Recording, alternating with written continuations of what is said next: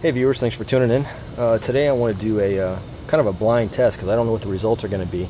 I want to test out the Micro Inferno against some other products like Wetfire, some trioxane, and some other stuff. I'm going to immerse them all in water and then see how they light up. But along in this, other things I want to show you in this video are some products that have been sitting in my man cave. I take that back. They're not sitting in my man cave. I'm using them. First off is a fire steel that I got from Hedgehog Leather Works. Paul Scheider, the owner of Hedgehog Leather Works, used to only sell these with his sheaths, but now you can buy them just by themselves. And you've got your fire steel here with a tooled piece of aluminum on the end that gives you something to grab hold of. And it's got a piece of bungee cord threaded through it with a protector so that the piece of aluminum doesn't slice the bungee cord. And then a nice little piece of leather that's pinned right there. And the reason he's got it like that is so if you got a fire steel holder on your sheath, it attaches just like that. So, not one of Paul's sheaths. This is from Nick's Leather. But yeah, very nice piece. Thank you, Paul. Also, I wanted to show you my zebra cook pot. Tons of people already have videos on these. I just wanted to show you what I did with mine. I used to use the Boogaboo sets. I think MSR puts those out, and I used those for years. But you know, when you put a pan or a pot into the fire, you know, it gets ash and soot, and, you know, can get pretty nasty on the bottom. So I wanted to get something that I could actually suspend over the fire, and I've been real happy with this. Now, unfortunately, I haven't gotten out of the habit of putting this into the fire. I'm still getting pretty nasty with this, but just to show you what I've done with it, these pots come with these little plastic clips on here because I think this is like a take off an old lunchbox. But you know, everybody throws the clips off because they just melt in the fire. And then I've got my little spork tucked into the side there, and it kind of helps keep the lid on there so the lid doesn't just fall off. So I got the spork tucked in there. And then it comes with a frying pan that I ditched. At least I think it's a frying pan. And I just picked up a little metal bowl that fits right in there. It's about half the depth, maybe just a little bit more than half the depth of the pot. So if I'm cooking some rice and lentils or something up in there, once it's done, I can dump my food into here and go on to boil some water or cook something else in the pot. So. Actually, I'll just leave that open because I'm going to pour my water in there for the test we're going to do. Another thing I wanted to show you was Fallkniven S1. Been very happy with this knife. This is just your standard one, but I don't know if it will show up on the camera. You can see just a little bit of discoloration, almost like a patina on the blade. That is from 4 days of saltwater immersion while I wore this on my hip. On a sit on top kayak, and the sit on top kayak water was coming into my seat or where I was sitting, and this just continually got salt water on it, and I purposely did not wash it off. I just let the salt water soak on this, and you can see 4 days it didn't, no rust, just a slight patina on it. So I was very happy with that. So happy. I was so impressed with the VG10 steel, laminated steel, that I've got Spin from JRE Sheaths.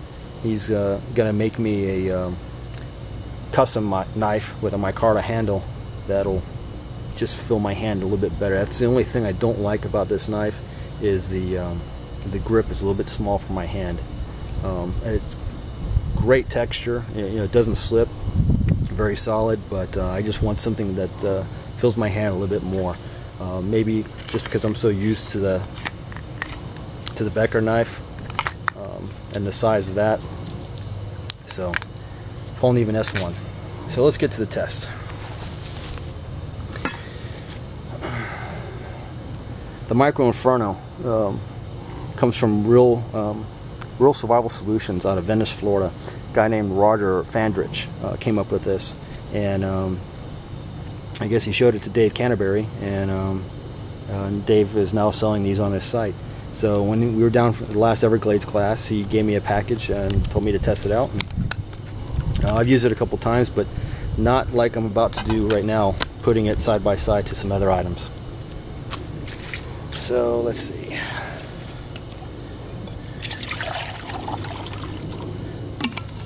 Liter of water. And the contenders today, steel wool.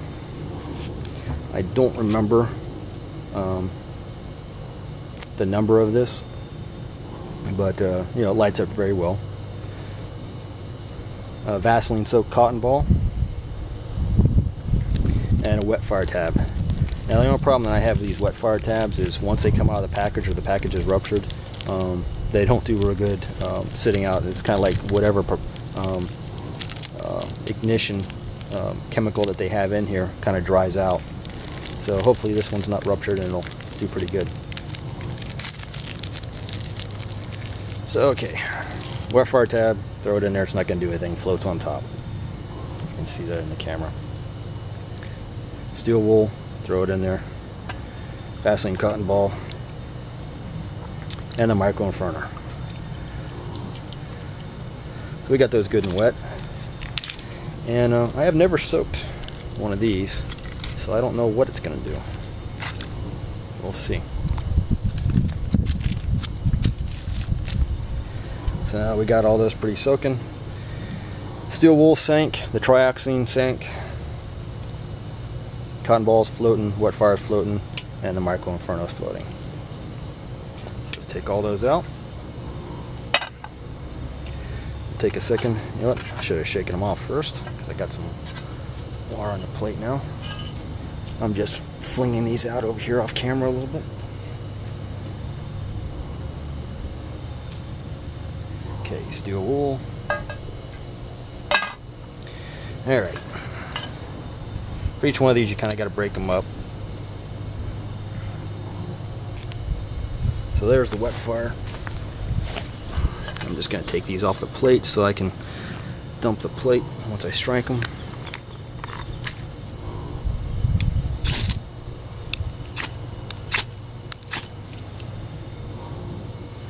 Not lit.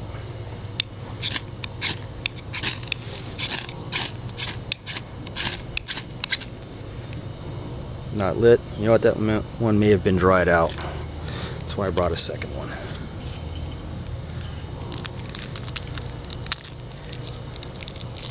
So again, just for the sake of being equal,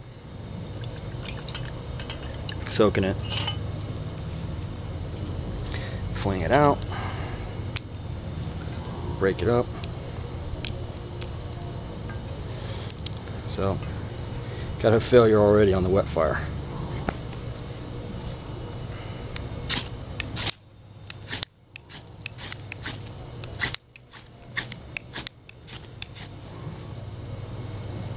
Nothing.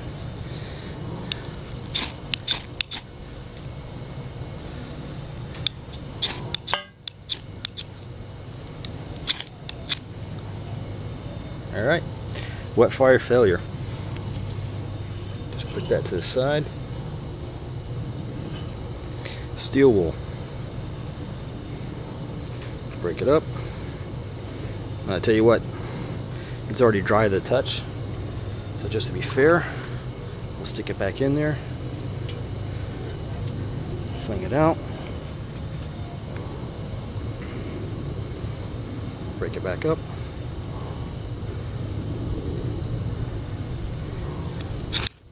and it's lit. Oh, one out. Well, I'm getting embers, but it didn't dry it out enough.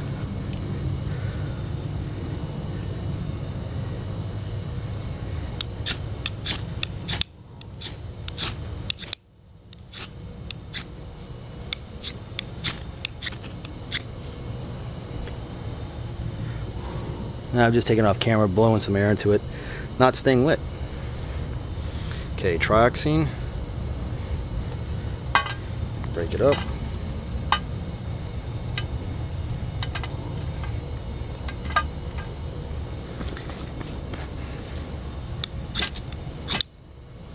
It's lit. Matter of fact, it lit on the first You can't see it.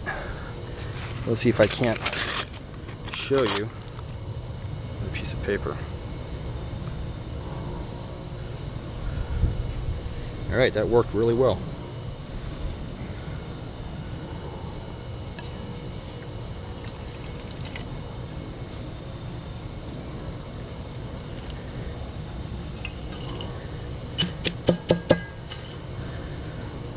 Alright, Vaseline soaked cotton ball.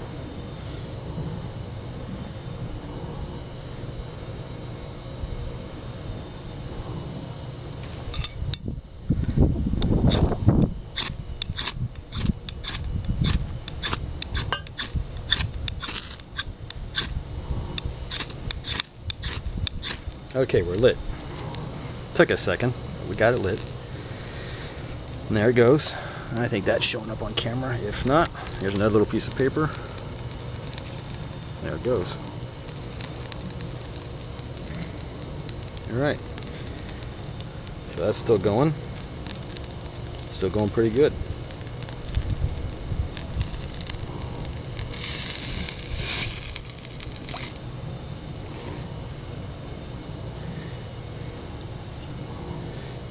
Alright.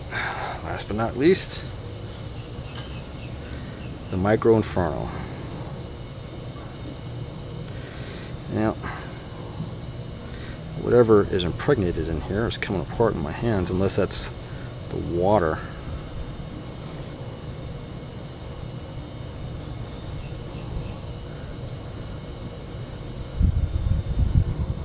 Alright, I think that should be broken up enough.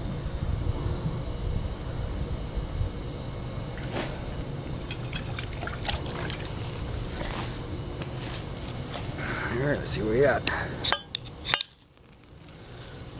Lit right off the bat. First strike. So, there you got it. Blind test. I didn't know how it was going to turn out. Wetfire, total failure.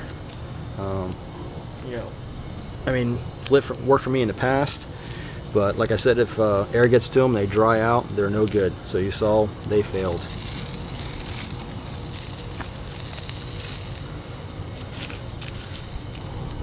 Trioxane, or how you pronounce it, you know, find them at the military surplus. Worked good, not a problem, and I can probably still reuse these. Vaseline soaked cotton ball worked fine. So I think the big selling point on the Micro Inferno is it does have an accelerant in it, versus just a something that prolongs the fire. Hey, I hope this test is useful to somebody, whether they're thinking about buying something like this, making some cotton balls, or something they were carrying in their kit that maybe didn't work, like steel wool or Wetfire. Now I've got a ton of other little tenders, but this is what I brought out here to test today. So hey, hope you enjoyed the video. Be safe out there, and enjoy your adventures. Bye.